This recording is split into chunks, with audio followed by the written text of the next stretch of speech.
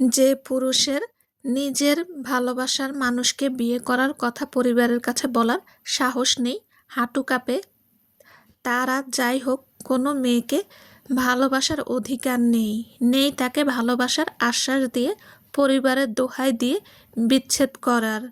সেই পুরুষের মেরুদণ্ড থেকেও সে অমেরুদণ্ডী মানুষ। না, মানুষ না, সরীসৃপ। রমণীর কণ্ঠে যেন ক্ষোভ ঝরে পড়ছে। প্রিয়তমর নিষ্ঠুর আচরণে ঝড় উঠেছে মনের অম্বরে। এ ঝড় যেন থামবার নয়, নিঃশেষ করার খেলায় মেতেছে। আয়শা, তুমি কিন্তু বেশি বেশি বলছো। মুখে যা আসছে তাই বলবে নাকি? মানছি আমার ভুল হয়েছে, ক্ষমা চাইছি তো নাকি? নাইমের কথায় দমল না আয়শা, আগের চেয়েও দ্বিগুণ তেজ নিয়ে বলল, চুপ মিথ্যাবাদী, একটা কথাও নয়। বেইমান আপনি। না, এর চেয়েও খারাপ।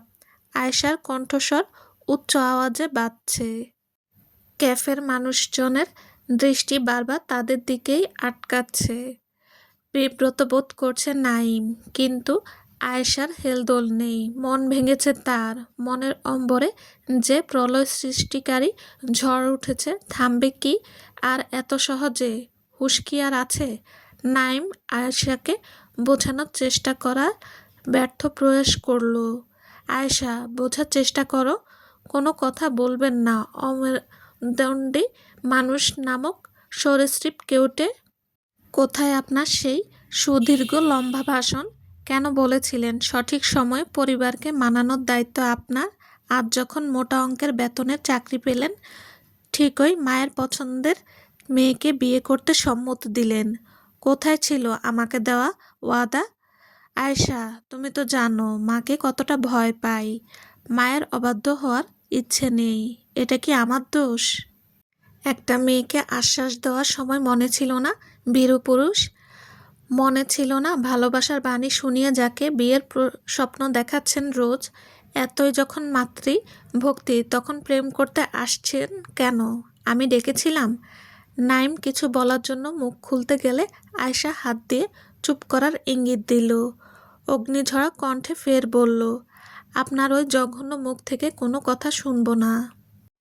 আজ আমার মন ভেঙেছে, ভেঙেছে 4 বছরের লালিত স্বপ্ন। এর খেসারত দিতে হবে আপনার। চরম মূল্য ভোগ করতে হবে বলে দিলাম। কথার সমাপ্তি টেনে গটগট শব্দ তুলে প্রস্থান করলো ক্যাফে থেকে। নাইম নীরব দৃষ্টিতে কিছুক্ষণ চেয়ে থেকে সেও বেরিয়ে পড়ল।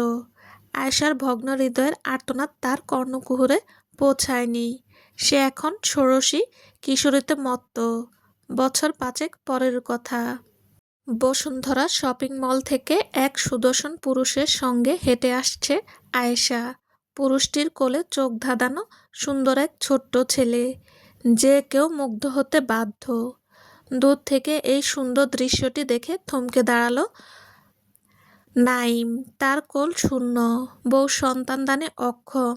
দু চোখ ভরে আয়েশার ছোট্ট জান্নাত সহ পরিবারকে দেখল। কি সুন্দর চোখ জুড়ানো দৃশ্য।